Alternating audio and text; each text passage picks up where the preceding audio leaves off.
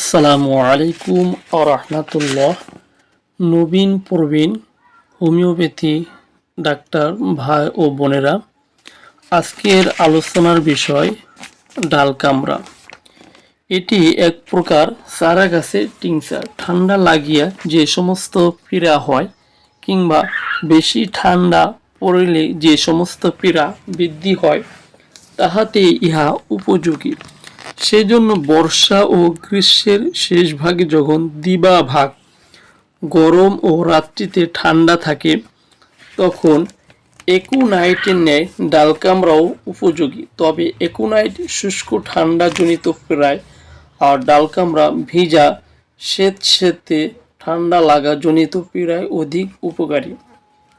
ইহা শ্লেষ্মা প্রধান স্ক্রোফুলা এবং টয়পিড অর্থাৎ যাহাদের গোপন বা নরম চরণের কোনো শক্তি নাই, এরূপ ধাতুর লোকের এবং যাহারা সর্বদাই অস্থির ও উত্তেজিত ঠান্ডা সহ্য করিতে পারে না, তাহাদের পক্ষে উপযোগী।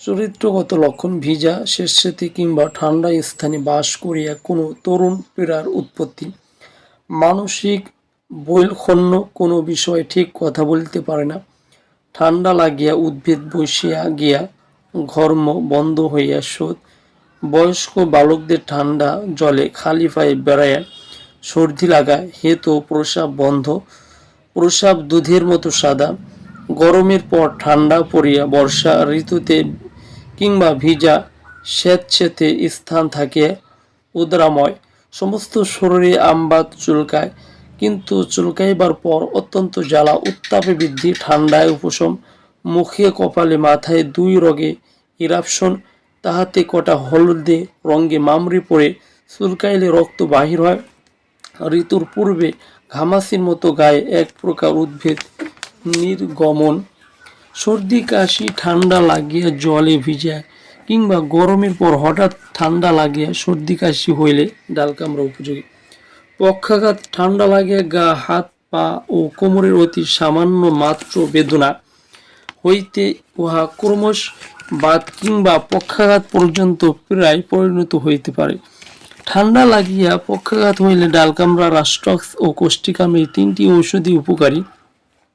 তবে ইহাদের মধ্যে প্রভেদ এই যে, ডাল কামড়া পীড়ার প্রথমাবস্থায় ও রাস্টক্স তরুণ অবস্থায় উত্তীর্ণ হইয়া পীড়া একটু পুরাতন হইলে, আর কোষ্টিকাম সর্বশেষে যখন রোগ পুরাতন আকার ধারণ করে তখন উপকারী।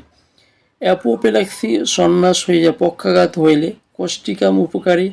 ঠান্ডায় রোগ বৃদ্ধি ও ঠান্ডা লাগিয়া পীড়ার উৎপত্তি, ব্রাইটা কার্বিও আছে, টনসিল প্রদাহ, গলক্ষত, জিহ্বা এবং মারি, আড়ষ্ট, জিহ্বার পক্ষাঘাত ইত্যাদি পীড়ায় ডাল কামড়ার মতো ব্রাইটাও উপযোগী। সেই জন্য ব্রাইটার পর ডাল কামড়া এবং ডাল কামড়ার পর ব্রাইটায় সুন্দর উপকার হয়। শীতকালে ঠান্ডায় পীড়া বা রোগ বৃদ্ধি হইলে নেট্রাম সালফো ফল দেয়।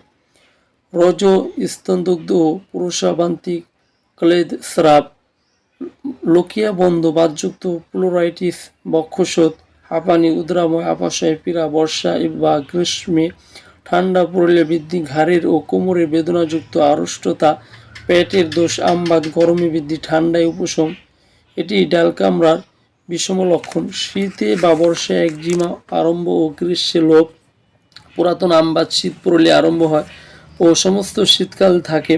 পারদ অর্থাৎ গ্রাম্য কথা, যাহাকে মারকুলি খাওয়ালে বলে, সেবনের পর মুখে লালাছড়া ইত্যাদিও ব্যাহত হয়। বৃদ্ধি: শীতল বাতাসে শীতে ও বর্ষা জালে ভিজিলে রাত্রে বিশ্রামী, কীটনাশক ক্যাম্ফর, কুপ্রাম, ইপি, ক্যালিকার মার্ক, ক্রাই স্থিতিকাল 30 দিন। ভিডিওটি ভালো হলে শেয়ার করুন।